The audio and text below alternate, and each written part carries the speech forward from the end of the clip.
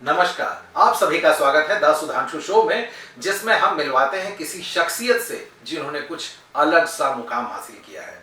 इसी क्रम में हमारे साथ आज हैं द सुधांशु शो में डॉक्टर अभिमन्यु पांडे। तो डॉक्टर साहब, आपका द सुधांशु शो में बहुत बहुत स्वागत है। सर्वे भवन्तु सुखिनः, सर्वे सन्तु निरामया, सर्वे भद्राणि पश्यन्तु मा कश्चित् दुःखभाग्। विश्व कल्याण की इसी मंगल कामना के साथ मैं आपको और आपके सभी दर्शकों को मेरा बहुत बहुत प्रणाम। धन्यवाद सर। पहले तो देखने में आप बिल्कुल स्मार्टी टाइप के लग रहे हैं, तो ये बताइए कि आप इसमें होम्योपैथ विधा में कैसे गए? ये आपको जानने के लिए मुझे समझना पड़ेगा, मेरे जीवन को समझना पड़ेगा थोड़ा सा। मेरे जब मैं बचपन में था, छोटा था मैं जी। तो मेरे दादी जी को कैंसर हुआ था जी। तो जो कैंसर जैसी बीमारियां या इस प्रकार की जो गूढ़ बीमारियां होती, जी, बड़ी जी, बीमारियां, chronic disease। जी जी, बड़ी बीमारियां जिसमें जीवन पे खतरा होता है, उसमें केवल मरीज ही कष्ट में नहीं होता है, पूरा परिवार उससे सफर करता है और बुरी तरह से सफर करता है। जैसे मेरा परिवार सफर किया था, यहाँ तक कि मेरे माताजी को अपने गहने और मंगलसूत्र तक बेचना पड़ा।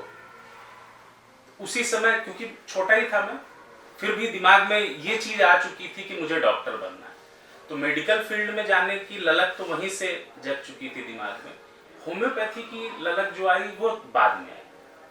बाद में कैसे आई? बचपन मेरा जो बीता था, थोड़ा सा आपको आइडिया लग गया होगा कि बहुत बड़े परिवार से नहीं थे हम लोग। अगर किसी को गहना बेचना पड़ जाए इलाज के लिए तो आप समझ सकते हैं। बचपन जो मेरा बीता था वो मेरे ननिहाल में बीता था, मेरे मामा मामी के पास। स्कूलिंग भी मेरी वहीं हुई, कक्षा 4 तक। उसके बाद मैं कक्षा 5 में अपने माता पिता के पास गया था। तो मुझे कष्ट का और संघर्ष का एहसास तब जाके होता, क्योंकि ननिहाल में नॉर्मली ऐसा होता है, इतना लाड प्यार मिलता है, बच्चे बिगड़ जाता है। तो आप बिगड़े नहीं? नहीं, शैतान में बहुत था। मामा मामी को बहुत परेशान करता था क्रिकेट खेलने के लिए और इसके लिए, और मार तो नहीं तो पड़ती। पढ़ाई कैसे करने लगे और डॉक्टर? छोटा था ना, बच्चे तो नटखट ही होते हैं। अच्छा, तो फिर जब बड़े हुए तो? हाँ, लाइफ में चेंजेस आए जब मुझे जिम्मेदारियों का एहसास समझ में आने लगा। वो समझ में आया जब मैं अपने माता पिताजी के पास गया। तो हम लोग जो रहते थे वो मार्कंडे महादेव जी के इस पार टांडा कला नाम का एक गांव है चंदौली जिले में। वहां पे क्या था कि मूलभूत बहुत ऐसी सुविधाएं उस टाइम पे नहीं थी, बहुत अच्छे स्कूल्स नहीं थे। तो क्योंकि मैं अच्छे स्कूल में पढ़ रहा था ननिहाल में, तो घर वालों का यही था कि नहीं, अच्छे स्कूल में ही पढ़ाना है। तो आसपास में सबसे जो नजदीक में बढ़िया स्कूल था वो था SOS Hermann Gmeiner school Chaubepur में जी। लेकिन वहां तक पहुंचना भी किसी युद्ध से कम नहीं था। नदी पार करके जाना था, और उस टाइम पे कोई स्टीमर का और इंजन वाली नाव का ऐसा कोई सिस्टम नहीं था, ना तो पुल था। तो हाथ वाली नाव थी, उससे जाना पड़ता था। तो उसके लिए 4 बजे सुबह उठना, माताजी को मेरे बहुत संघर्ष करना पड़ता था, क्योंकि वो नौकरी भी करती थी और सुबह 4 बजे उठ के नाश्ता बनाती थी। नाश्ता बनाने के बाद टिफिन बना के मुझे देती थी। मैं 2-2.5 किलोमीटर पैदल चल के नाव के पास तक पहुंचता था, वहां से नाव पे बैठ के उस पार जाता था। उसके बाद भी 3-4 किलोमीटर पैदल चल के तब जाके हम लोग बस स्टैंड पहुंचते थे, कैथी चौराहे पे। कैथी चौराहे से प्राइवेट बस पकड़ते थे, छोटे से, कक्षा 5 में मैं था। वहां से फिर स्कूल जाता था और वापस आते समय भी वही रास्ता था। यही जद्दोजहद थी दिल्ली की। तो हर मौसम में अलग अलग चुनौतियां थी। जैसे ठंड में क्या होता था, कोहरा होता था, तो कोहरे में कुछ नहीं दिखाई देता था, नाव पता चला दूसरे घाट पे चली गई जी। गर्मियों में रेत में पैदल चल के जाना पड़ता था, बालू उड़ता था गर्मी में, फिर भी उसका भी अलग आनंद था। सबसे ज्यादा समस्या आती थी बारिश के मौसम में, बाढ़ के मौसम में। नदी बड़ी हो जाती थी, बहुत बड़ी हो जाती थी, हर बार मौत से सामना होके। लेकिन उसमें चलना कम पड़ता रहा होगा। चलना कम पड़ता था, लेकिन जब बाढ़ का पानी जब हटता था वो पूरा कीचड़ हो जाता था। वहां मुझे सबसे ज्यादा जो सहयोग मिला वो मेरे नाविक भाइयों को मिला। वो लोग मुझे गोदी, छोटा सा मैं था, व्हाइट कपड़े स्कूल के होते थे तो गंदा ना हो, इसलिए उन्होंने भी मेरे माता पिता जी जैसे ही समझ लीजिए गोदी में उठा के मुझे नाव पे ले जाते थे और वहाँ से पार होके उस पार भी ऐसे ही लोग थे जो मुझे ले जाके ऊपर तक, मतलब जहाँ पे सूखी जमीन होती थी वहाँ करते थे और जाते थे। तो मेरे जीवन में बहुत ऐसे लोगों का बहुत सहयोग रहा है जो पैसे से तो अमीर नहीं थे लेकिन दिल के बहुत अमीर थे। तो वहां से थोड़ा ये, क्योंकि मेडिकल फील्ड में जाने का विचार पहले से था और बचपन से, ये जब मैं देखा तो मेडिकल फील्ड में जाना और ऐसी फील्ड में जाना जिसमें कि कम पैसे में ऐसे लोगों का भी इलाज किया जा सके जिनका और जगह सहारा नहीं हो, जिनको अपना जमीन ना बेचना पड़े, अपना जेवर ना बेचना पड़े इलाज के लिए, ऐसी पैथी में जाना था। अब ये सारी चीजें मैंने देखा जब, तो मुझे फिर मैंने डिसाइड कर लिया कि नहीं, मुझे होम्योपैथी में ही जाना है। इसके लिए कॉम्पिटिटिव एग्जाम दिए 12th के बाद और ईश्वर की कृपा से मेरा सिलेक्शन हुआ। बैक्सन होम्योपैथिक कॉलेज ग्रेटर नोएडा मैंने ज्वाइन किया, जो इंडिया के one of the most efficient और टॉप कॉलेज है। हाँ, BHMS के लिए।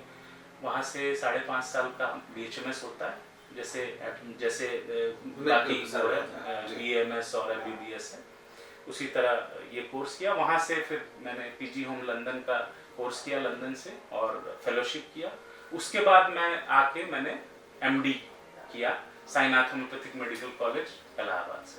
अच्छा। उसके बाद से मैं प्रैक्टिस में हूँ और 2014 से मैं होम्योपैथी की प्रैक्टिस में हूँ। और लाइफ में कभी कभी कोई टर्निंग पॉइंट होता है, कभी कोई आपने पहले तो आप आए, शुरू में पेशेंट आते नहीं है, जनरली ऐसा होता है, मेरे साथ भी ऐसा होगा। कोई भी डॉक्टर आता है तो वो सोचते हैं कि मैं प्राइवेट प्रैक्टिस करने जाऊंगा और वहाँ पे मरीज आना शुरू हो जाती है, तो उसमें जरूरी है कि माउथ पब्लिसिटी। तो आपको टर्निंग पॉइंट कहाँ से मिला? बिल्कुल, टर्निंग पॉइंट मेरे जीवन में भी आया था। कहीं से भी कोई ना कोई रास्ता ईश्वर देता है, कोई ना कोई आपको एक ग्रैब करने की अपॉर्चुनिटी देता है। वो अगर आपने ईमानदारी से, सच्चाई से ग्रैब कर ली, तो वहीं से नए नए रास्ते ईश्वर अपने आप देता जाता है, खोलता जाता है और आपका जो एम है वो अचीव हो जाता है। मेरे साथ भी ऐसा हुआ था। जब मैंने प्रैक्टिस यहाँ स्टार्ट की थी उस समय मैं MD की तैयारी कर रहा था। अच्छा, तो वो तो काफी टाइम टेकिंग होता है, तैयारी प्रिपरेशन ही सबसे ज्यादा। प्रिपरेशन में कर रहा था। तो मैंने क्या किया था, क्योंकि अब सच्चाई मैं आपको बता देता हूँ, पिताजी सुनेंगे तो थोड़ा गुस्सा होंगे बट फिर भी बता देता हूँ। मेरी पूरी प्लानिंग थी, अभी भी पिताजी को नहीं पता, पूरी प्लानिंग ये थी कि मुझे यहाँ प्रैक्टिस नहीं करना है। पिताजी का ये था कि नहीं, गरीबों की मदद करना। मेरा अलग प्लान था कि गरीबों की मदद करते हुए मुझे एक अच्छे सिटी में वो करना है। गरीबों के लिए मैंने सोच लिया था कि महीने में एक दिन आके पिताजी की ही क्लिनिक पे बैठ के, जो अपने जिन्होंने मेरी मदद किया था, नाविक लोग और ये सब की, वहाँ मैं इलाज करूंगा। उसके अलावा मैं जो है दिल्ली ही प्रैक्टिस, मतलब लंदन नहीं बल्कि दिल्ली आपने प्लान किया? हाँ, नहीं, वो इंडिया में ही सेवा करने का प्लान था। ठीक है, बट इंडिया में बड़ी जगह का प्लान था। बिल्कुल बिल्कुल। तो अब फादर ने बोला कि नहीं, तुम MD की तैयारी कर रहे हो, MD की तैयारी करो, साथ में प्रैक्टिस करो। तो यही मुगलसराय में स्मृति नर्सिंग होम नाम का एक हॉस्पिटल है, एलोपैथिक हॉस्पिटल। तो उसमें क्योंकि पिताजी के जान पहचान के हैं डॉक्टर साहब, मेरे बड़े भाई हैं डॉक्टर RB शरण जी, उन्हीं का हॉस्पिटल था। तो उन्होंने मुझे अपने ही हॉस्पिटल में एक चैम्बर दे दिया। मैंने कोई बोर्ड नहीं लगाया। बोर्ड क्यों नहीं लगाया कि मैं बंद ना जाऊं, पढ़ाई करता रहूं और 2-4 जो पेशेंट आए मैं देखता रहूं। तो इस क्रम में मरीजों का इंतजार करते करते मुझे 3 महीने बीत गए। 3 महीने तक एक भी मरीज डील कोई क्रैक नहीं। तो मैं खुश था वैसे पढ़ने को मिल रहा है। हाँ, पढ़ने को मिल रहा है। तो एक दिन क्या हुआ कि वही ईश्वर ने एक संकेत दिया, एक रास्ता दिया कि बेटा कहीं नहीं जाने दूंगा तुमको। अच्छा। मार्कंडे जी ने बोला कि जाने नहीं दूंगा, यही सेवा करना है। ठीक है। तो एक नॉक किया वहाँ के स्टाफ ने कि सर एक पेशेंट है, जरा दवा दे देते, उसको अपेंडिक्स का पेन हो रहा है और हम लोगों ने इंजेक्शन दिया है लेकिन उसको आराम नहीं मिल रहा है सर, और उसको सर्जरी के लिए कहा है, कई डॉक्टर्स ने कहा है और भाग के हमारे यहाँ आई है, 2 इंजेक्शन यहाँ भी दे दिया गया है, कुछ आराम नहीं मिल रहा है, कोई दवा दे देते सर जिससे कि केवल यहाँ से चली जाए। तो मैंने कहा अच्छा ठीक है, बुलाइए। पेशेंट आई तो मैं पूछा, 36-37 के आसपास एज रही होगी उनकी, और साथ में एक बुजुर्ग आदमी थे, शायद उनके पिताजी रहे होंगे। तो पेशेंट से मैंने कहा बहन जी बताइए क्या तकलीफ है। तो वो इतने कष्ट में थी, बिहार की पेशेंट थी, पेशेंट का नाम भी याद है मुझे, मोतीजारी पेशेंट का नाम था क्योंकि पहली पेशेंट थी वो, और ऐसी यादें जुड़ गई कि वो भूलेंगी नहीं।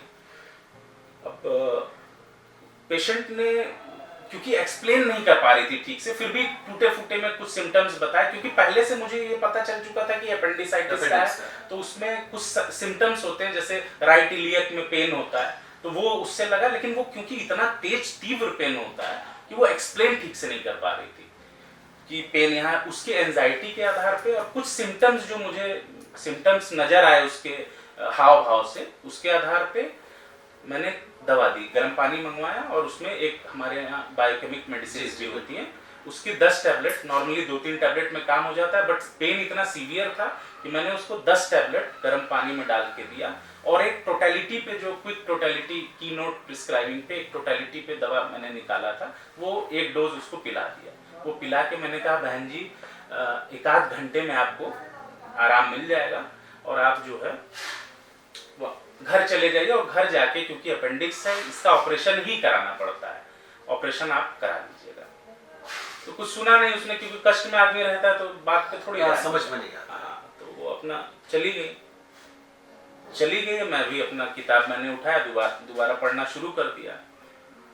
आपको विश्वास नहीं होगा, 10 से 15 मिनट बीते होंगे, तेजी से दरवाजा खुला, मुझे थोड़ा, मैं घबरा गया कि अरे क्या हो गया पेशेंट को। हाँ भाई 10-15 मिनट में इतना तेजी से एग्रेसिव उसमें आके वो पैर पे पड़ गई पेशेंट। मैंने बोला क्या हुआ, मतलब फिर मुझे जब पैर पड़ी तो समझ में आया कि इसको लग रहा है रिलीफ मिला है कुछ। मैंने बोली डॉक्टर साहब बहुत आराम मिल गया, ऐसे करके उसने, पेशेंट ने बोला। और तब मुझे ये एहसास हुआ कि होम्योपैथी जो है एक्यूट केसेस में भी इतना कारगर है। क्रॉनिक तो मैं जानता था कि क्रॉनिक में बहुत जबरदस्त इसका रिजल्ट है, लेकिन एक्यूट केसेस में इस प्रकार का रिजल्ट इतने कम समय में देना, मुझे इसका अंदाजा नहीं था। क्रॉनिक में क्यों था, क्योंकि मेरे जो गुरुजी हैं डॉक्टर पारिक जी, डॉक्टर RS पारिक जी और डॉक्टर आलोक पारिक जी, उनके सुपुत्र जी, तो उनको, जिनको अभी पद्मश्री जी भारत सरकार ने, जी आगरा में उनकी प्रैक्टिस है, उनके यहाँ 2-2 साल तक नंबर लगता है, मतलब 2 साल बाद वेटिंग नंबर आता है। तो वो मेरे परम पूज्य गुरुजी हैं। वहाँ पे हम लोग केसेस देखते थे कि खुद एम्स का सर्जन है, आई सर्जन है, और अपने बेटे के लिए होम्योपैथी में इलाज कराने के लिए और रिक्वेस्ट कर रहा है कि किसी तरह कल्याण कर दीजिए। DMSP की तो कोई वही नहीं रहती थी, नंबर लगा के ये आना। और वो मंत्री अखिलेश यादव जी, मुलायम सिंह जी, ये सब लोग उनके यहाँ, तो वहाँ मुझे होम्योपैथी में ये, मतलब ये कॉन्फिडेंस डेवलप हुआ कि होम्योपैथी से कुछ भी किया जा सकता है। हाँ, तभी लोग आ रहे हैं, तभी इस प्रकार के लोग आ रहे हैं, और ऐसे केसेस आ रहे हैं जो एलोपैथ भी एक बार को हैंडल करने में डरता है, लेकिन यहाँ पे आसानी से हैंडल किया जा रहा है। तो कॉन्फिडेंस तो मुझे वहाँ से डेवलप हुआ था। अच्छा डॉक्टर अभिमन्यु, इतनी खूबसूरत आपकी जर्नी है, मजा आ गया सुन के। अच्छा ये बताइए कि जैसा कि होम्योपैथ में जनरली किया जाता है कि एक रिसर्च विंग आप करते हैं, रिसर्च और ट्रीटमेंट दोनों एक साथ चलते हैं, तो इसमें पेशेंट को कैसे फायदा मिलता है? देखिए नॉर्मली ऐसा होता नहीं था, रिसर्च होम्योपैथी में चल रहा है, इसी चीज की कमी थी। जो अब जो यूथ आ रहा है, जो नए डॉक्टर्स आ रहे हैं, इवन अभी गवर्नमेंट भी, जब से ये गवर्नमेंट बनी है तब से होम्योपैथी पे या अदर ऑल्टरनेटिव पैथीज जिसको बोली जा रही है, आयुर्वेद, योगा या यूनानी, इन सब पे फोकस कर रही है। उसका रीजन क्या है कि एलोपैथी के साइड इफेक्ट्स, तो साथ में उसको काउंटर करने के लिए अदर पैथीज की जरूरत है, डाइटरी रेजिमेंट की जरूरत है, तो उसमें होम्योपैथी का बहुत बड़ा रोल है। और रिसर्च ओरिएंटेड अब शुरू हो रहा है, तो उससे डॉक्टर्स को भी फायदा मिल रहा है, पेशेंट को भी मिल रहा है। पेशेंट को कैसे मिलता है कि जब हम किसी चीज को रिसर्च किए रहते हैं तो वो वेल प्रूव्ड रहता है, मतलब हमको ये पता रहता है, डॉक्यूमेंटेड अगर रहेगा कि जैसे कि ये दवाई ovarian cyst, haemorrhagic ovarian cyst में इस दवा ने, पर्टिकुलर दवा ने left sided ovarian haemorrhagic cyst को इस दवा ने ठीक किया। उसका डेटा हमारे पास मान लीजिए 200 पेशेंट का, 100 पेशेंट का है, तो मैं कॉन्फिडेंटली पेशेंट को दे सकता हूं, कह सकता हूं कि नहीं ये दवा मैं आपको दे रहा हूं, और 3 महीने बाद आप अल्ट्रासाउंड कराना, 2 महीने बाद आप अल्ट्रासाउंड कराना, ये केस आपका ठीक हो जाएगा। तो पेशेंट को भी कॉन्फिडेंस डेवलप होता है कि नहीं डॉक्टर साहब बोल रहे हैं तो ये होगा, और अल्ट्रासाउंड कराता है तो ठीक होता है पेशेंट। ये पेशेंट को फायदा मिला। होम्योपैथ्स को, डॉक्टर्स को क्या फायदा मिला कि हमारे पास डॉक्यूमेंटेड केस है, उसको भी ये पहले से पता है जो नया आ रहा है होम्योपैथ कि हाँ मैं ये दवा दूंगा तो मुझे भटकना नहीं पड़ेगा, ये दवा दूंगा साथ में टोटलिटी निकाल के दूंगा तो जरूर पेशेंट ठीक हो। जनरली लोग सर्जरी से घबराते हैं, ऐसा एक नॉर्मल एक सर्वे में देखा गया कि लोग सर्जरी नाम से ही डरते हैं जी। तो अगर मान लीजिए 8 mm का अगर है तो हम गारंटीड तो नहीं हम आपसे पूछ रहे हैं, लेकिन फिर भी एक अगर अप्रोक्सीमेटली अगर डॉक्टर अभिमन्यु के अनुभवों की बात अगर हम करें तो 8 mm का जो स्टोन है, किडनी स्टोन, तो वो क्या कितने दिन में निकल सकता है? बिल्कुल आसानी से निकलता है। डिपेंड करता है कि उसकी लोकेशन कहाँ है, साइज क्या है, लोकेशन कहाँ है। अगर वो ऑलरेडी यूरेटर में आ गया है जी। एक दिन में भी निकल जाता है। ऐसे भी पेशेंट है यही निकला हुआ है, स्टोन यही निकला हुआ है, यही दवा 15-15 मिनट पे 4-5 खुराक दिया गया, पेशेंट को पानी पिलाया गया और यही मेरे टॉयलेट में निकला हुआ है स्टोन। वो दिखाया भी मैंने कुछ आपको। तो वो डिपेंड करता है लोकेशन का। अब किसी को ऊपर है, अपर कैलिक्स में है, तो उसमें टाइम लगेगा और टाइम मिल जाता है हम लोग को। जैसे बड़ा स्टोन भी अगर है तो चूरा चूरा करके वो रेत जैसा बन के यूरिन के सहारे धीरे धीरे निकलता रहता है और गल जाता है। बड़े स्टोन भी मुश्किल होता है उसमें। जैसे 10 mm के ऊपर के स्टोन को हम लोग ये नहीं बोलते हैं कि गारंटीड निकल जाएगा। 10 mm के नीचे का है तो 100% चांसेस रहते हैं निकलने की। अगर पेशेंट 10 वही बताया ना मैंने, साइज पे डिपेंड करता है। अच्छा। 1 महीने से लेके 6 महीने तक में आसानी से निकल जाता है, डिपेंड करता है साइज। अब जैसे 10 mm के ऊपर का है तो वो डिपेंड क्या करता है, क्योंकि हम लोग का जो ल्यूमेन होता है वो 4 से 6 mm तक का होता है, जो जहाँ से वो नली जो होती है जी। तो उससे बड़ा स्टोन होगा तो डायरेक्ट निकलने में बहुत पेन होगा, कई बार स्टोन फंस जाता है जाके। तो लोकेशन ऊपर है तो आसान रहता है, चूरा बना के चूरा चूरा चूरा करके वो ग्रेवल्स बन के निकल जाते हैं आसानी से। नीचे आ गया है तो फिर ऐसी दवा देना पड़ता है कि तेजी से पुश करे दवा, जाके उसको ऐसा वो प्रोसेस जनरेट करे जिससे कि पुश करे हमारा ब्लैडर जो है, यूरिनरी ब्लैडर उसको पुश करे या किडनी पुश करे। अच्छा, अगर बात स्टोन की, किडनी स्टोन की चल रही है तो एक चीज मैं ये पूछना चाहूंगा आपसे कि हमारे दर्शकों का भी इससे लाभ हो जाएगा कि अगर मान लीजिए किसी को स्टोन एक बार निकल गया है, डायग्नोस हो चुका है कि इनको स्टोन है और आपने निकाल दिया है, तो क्या उसको दोबारा बनने के चांसेस हैं? बिल्कुल रहते हैं, बिल्कुल रहते हैं। सर्जरी के बाद तो 99% रहते हैं, ये आपको मैं बता दे रहा हूँ। सर्जरी अगर आपने कराया है किडनी स्टोन्स की तो रिजेस बन जाते हैं उसमें, उसी में जाके यूरिन इकट्ठा होता है और धीरे धीरे ग्रेवल्स इकट्ठा होकर स्टोन बना लेते हैं। इसके बाद भी चांसेस होते हैं, लेकिन चांसेस बहुत कम होते हैं कंपैरेटिव। अगर पेशेंट पानी की क्वांटिटी अच्छी ले रहा है, हाइड्रेटेड है अच्छे से, तो चांसेस बहुत कम हो जाते हैं।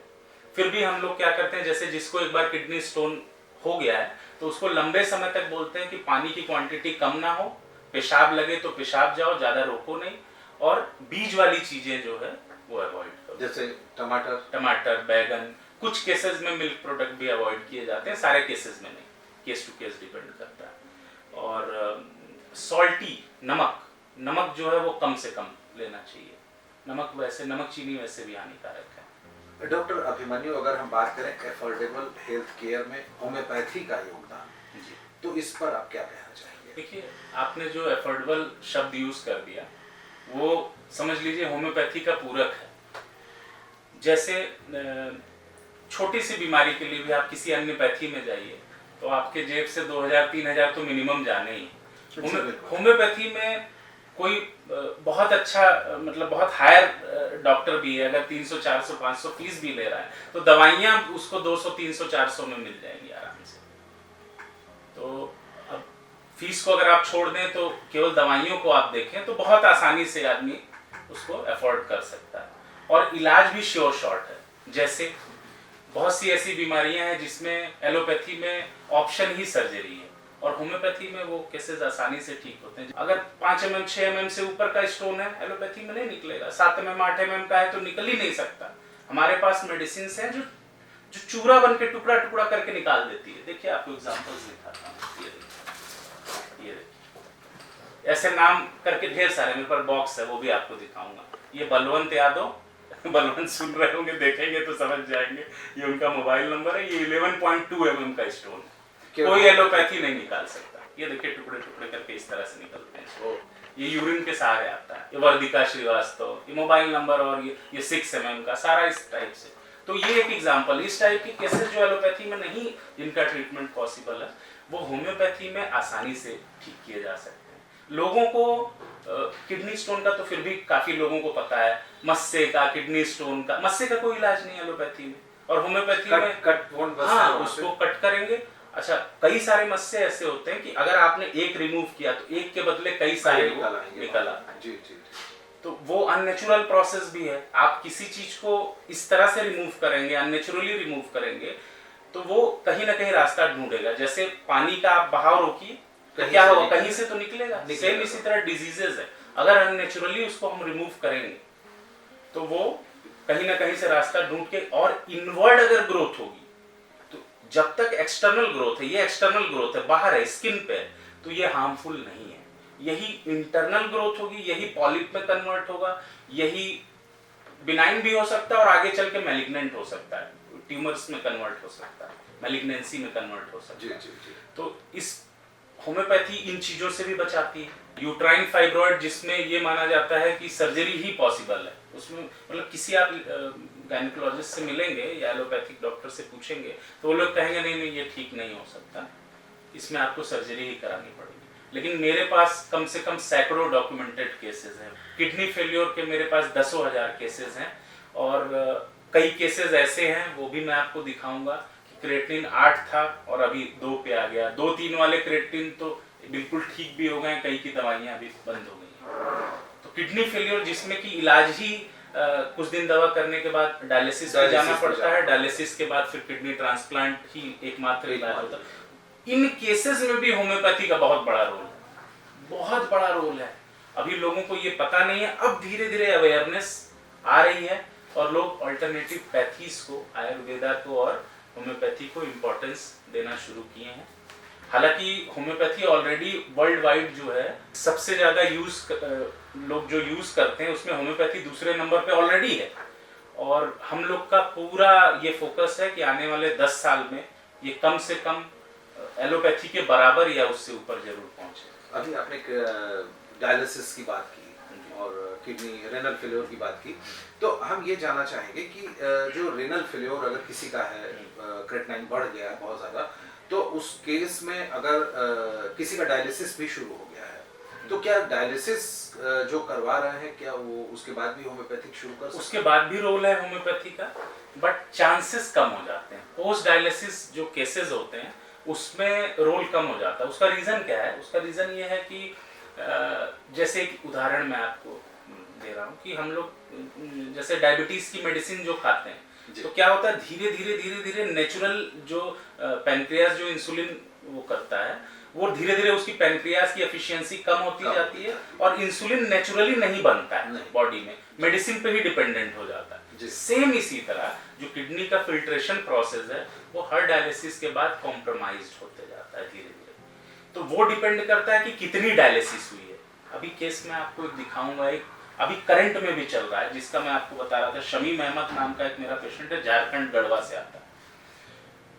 उसका पोस्ट डायलिसिस मतलब डायलिसिस होने के बाद भी उसका क्रेटिनिन 9 के नीचे नहीं आता था, और अभी इस बार कराया गया, पिछले 7-8 महीने से इलाज कर रहा हूँ, कोई डायलिसिस नहीं हो रही है उसकी। मैंने उस पेशेंट को बोला था कि आप 1-2 डायलिसिस वीक में एक डायलिसिस कराओ, बट वो अफोर्ड नहीं कर पाया, बहुत मतलब पूअर फैमिली से अफोर्ड नहीं कर पाया, तो उसने डायलिसिस कराया ही नहीं। तो फर्स्ट टाइम में बढ़ गया था जो मेरे पास आया पेशेंट, तो उसका 9 पॉइंट समथिंग था, उससे बढ़ के 10.3 हो गया था। फिर सेकंड मुझे भी लगा, तो मैंने बोला कि नहीं आपको डायलिसिस एक आध तो करा लेनी चाहिए। तो बोले सर बिक जाएंगे, सर बिक गए हैं ऑलरेडी, कुछ नहीं है सर, मर जाएंगे लेकिन डायलिसिस नहीं कराएंगे, आप अपनी तरफ से पूरा प्रयास करिए। फिर वो घट के 8.7 पे आया, फिर धीरे धीरे करके अभी इस बार 2.3 है। तो ऐसे भी केसेस हैं, कम वाले तो बहुत हैं, मतलब गिनती नहीं है कि जितने हम जो प्री डायलिसिस वाले केसेस हैं जिन्होंने डायलिसिस नहीं कराया, गिनती नहीं है कि कितने केसेस।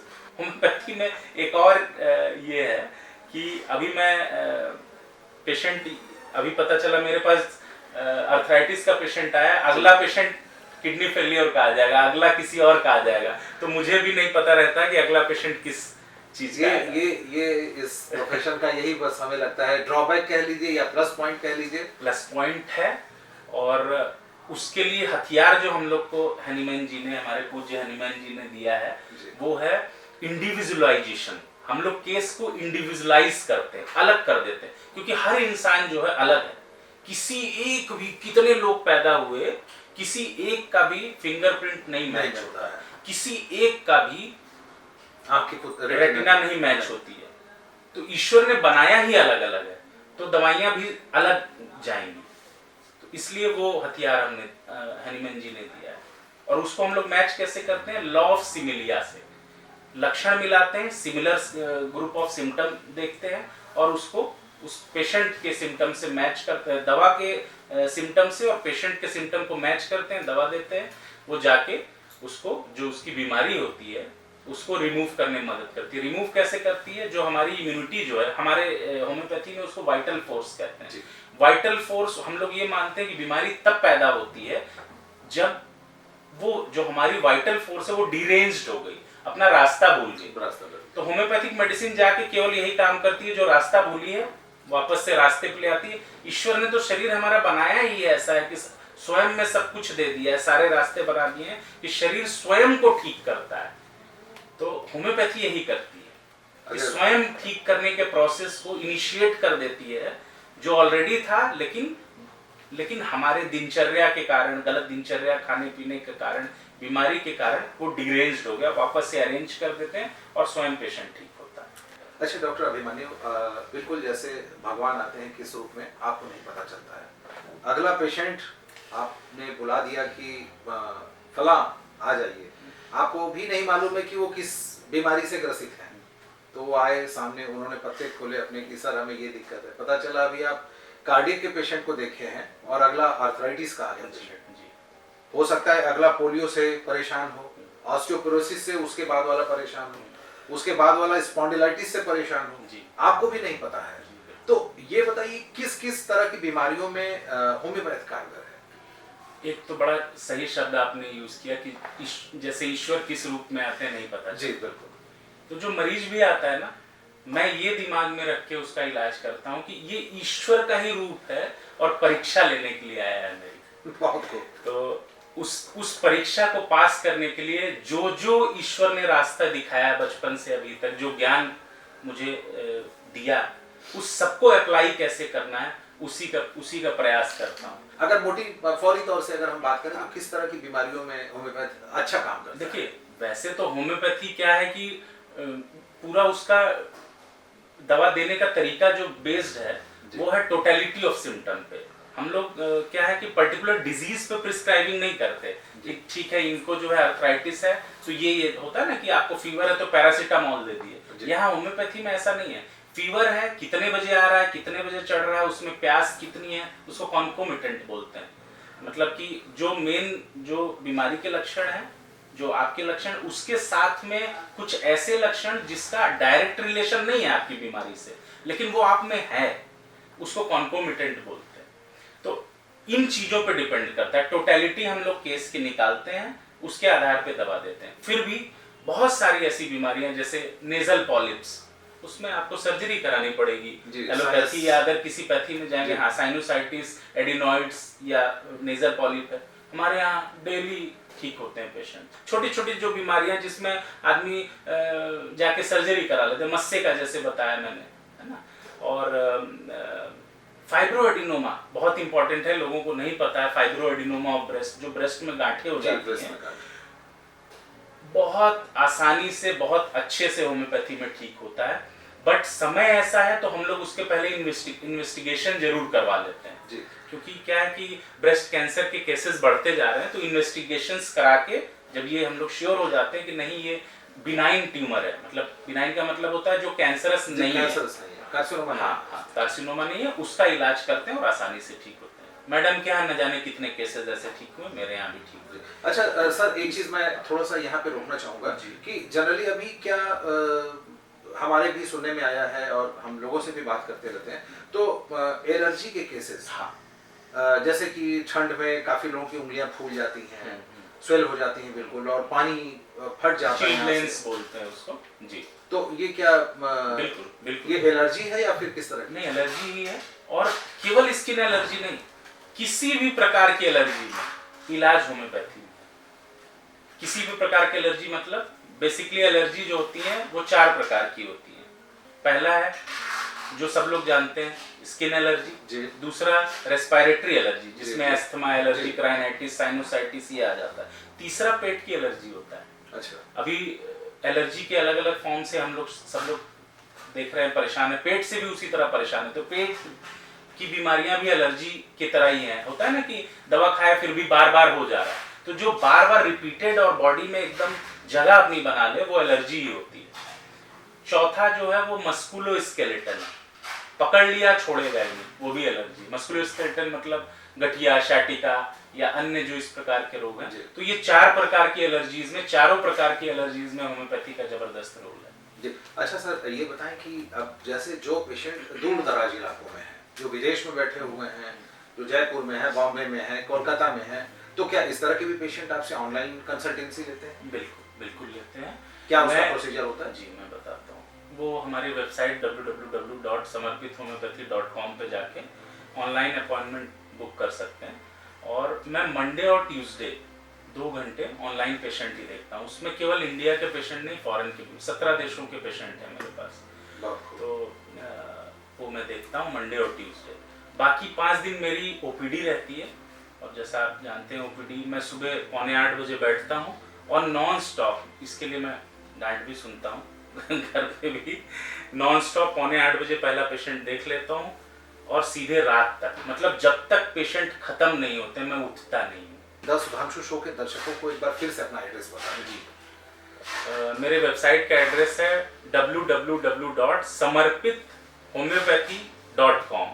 होम्योपैथी में HOMOEOPATHY है, HOMEO नहीं है, HOMOEOPATHY.com।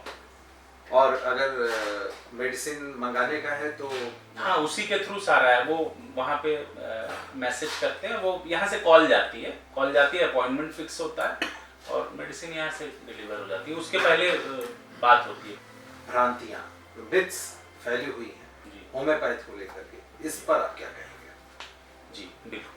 होम्योपैथी के लिए जो सबसे बड़ा मिथ जो फैला हुआ है, यहाँ तक कि कई मरीज आके पूछते भी हैं कि डॉक्टर साहब होम्योपैथी धीरे धीरे काम करती है। तो उसका एग्जांपल मैंने अपने पहले पेशेंट से ही देख लिया था और वो अप्लाई मैं फिर अन्य पेशेंट पे भी करने लगा हूँ। उसको एग्जांपल मैंने बताता हूँ और जो ये पेशेंट कह देता है कि सर कब तक आराम मिलेगा, यही 15 मिनट में भी आराम देके भेजता हूँ। एक्यूट केसेस में तुरंत आराम दिया जा सकता है। क्रॉनिक केस है, अब किसी को लीवर बढ़ने की वजह से मीठा मीठा दर्द है तो उसमें ग्रेजुअली वर्क होगा। लेकिन अगर किसी को बहुत तेज पेट में दर्द है, 5 मिनट में आराम मिलेगा। किसी को कमर दर्द बहुत तेज है, किसी को नस खिंचा है, बहुत तेज दर्द है, आप आधे घंटे के अंदर यहाँ आराम देके भेज सकते हैं। इतना तेज होम्योपैथी का वर्क है। तो ये मिथ। दूसरा मिथ क्या है कि लोग ये सोचते हैं और इसके भी मरीज आप कहते हैं डॉक्टर साहब होम्योपैथी आपके दवाई का क्या क्या परहेज है। तो परहेज दवा का नहीं होता, परहेज होता है आपके रोग का। जो आपका रोग है उसके अकॉर्डिंग परहेज होगा। जैसे होम्योपैथी में सब लोग क्या कहते हैं कि कच्चा लहसुन नहीं, प्याज नहीं खाना है, ये ऐसा कुछ नहीं है। अगर दवा का सिलेक्शन सही है तो प्याज में डाल के भी दवा खाएंगे तो काम करेगी। ये बहुत बड़ा मिथ है और इसको ब्रेक होना जरूरी है। तीसरा, अभी जो उसको मैं मिथ नहीं कहूंगा, आप सोशल मीडिया और अन्य उस पे आप देख रहे होंगे, उसको मैं प्रोपेगेंडा कहूंगा। होम्योपैथी और अन्य जैसे आयुर्वेद, बाबा रामदेव जी के आने के बाद आयुर्वेद का भी बहुत तेजी से चलन शुरू हुआ। तो होम्योपैथी और आयुर्वेद के खिलाफ प्रोपेगेंडा जरूर फैला हुआ है कि जैसे होम्योपैथी के लिए क्या फैला हुआ है कि होम्योपैथिक मेडिसिन में अल्कोहल होता है तो वो आपका लीवर खराब कर देगा, ठीक है, जबकि ऐसा पॉसिबल ही नहीं है। रीजन, एक तो ग्लोब्यूल्स में दवा दी जाती है, उसमें कितना अल्कोहल हुआ। दूसरी चीज क्या है कि बायोकेमिक्स दी जाती है, उसमें भी अल्कोहल नहीं है। तीसरा जो मदर टिंचर जिसके लिए कहते हैं लोग कि ये कर सकता है। उसको 5 ड्रॉप 4 ड्रॉप दिन भर में 3 बार दिया जाता है। उतने से पॉसिबल ही नहीं है कि किसी का लीवर डैमेज हो। हाँ, पैरासीटामोल ज्यादा खाने से जरूर डैमेज हो जाएगा पेन किलर्स खाने से जरूर डैमेज हो जाएगा, स्टीरॉइड्स खाने से जरूर डैमेज हो जाएगा। तो ये भी बहुत बड़ा प्रोपेगेंडा और मिथ भी इसको आप कह सकते हैं। वैसे क्या कभी ऐसा भी होता है कि होम्योपैथ की दवाई अगर कोई खा रहा है तो आयुर्वेद ना खाए या एलोपैथ नहीं, ना नहीं, खाए? नहीं। क्या तीनों मिलके भी काम करते हैं? बिल्कुल करते हैं और करना चाहिए। मैं उसको कभी नहीं मना। अब जैसे कोई कार्डियक पेशेंट है और मेरे पास आर्थराइटिस का इलाज कराने आया है, तो क्या मैं उसकी हार्ट की दवा बंद करवा दूंगा? बिल्कुल नहीं। हाँ, पेशेंट के सेटिस्फैक्शन के लिए और उसके लिए हम लोग ये कह देते हैं कि 1-2 घंटे का अंतर रख के खाइएगा। कभी नहीं मना किया जाता। और कभी आज तक अपने इतने 11 लाख से ऊपर मरीज मैंने देखे, कभी कोई कॉम्प्लिकेशन एक पेशेंट में नहीं देखा कि नहीं वो एलोपैथी खा रहा है और होम्योपैथिक दे दिया गया है, कोई आयुर्वेद खा रहा है उसको मैंने मना कर दिया और कोई कॉम्प्लिकेशन आया हो। कभी नहीं, ऐसा कभी नहीं। ये भी एक बहुत बड़ा मिथ है जो आपने पूछ लिया और वो उसका आंसर। बहुत बढ़िया डॉक्टर साहब, आपसे बात करके बहुत अच्छा लगा। और नो डाउट होम्योपैथिक एफोर्डेबल है और रिएक्शन, एलर्जी, ये सारी चीज़ों में बढ़िया काम भी करता है। आपने इतनी सुंदर जानकारी दी, इसके लिए बहुत बहुत धन्यवाद। आपका भी बहुत बहुत धन्यवाद। तो आज के लिए हमारे शो में, द सुधांशु शो में बस इतना ही। अभी हम लेते हैं इजाजत डॉक्टर अभिमन्यु पांडे से। अगली बार हम होंगे एक नए अतिथि के साथ। तब तक देखते रहिए द सुधांशु शो। नमस्कार।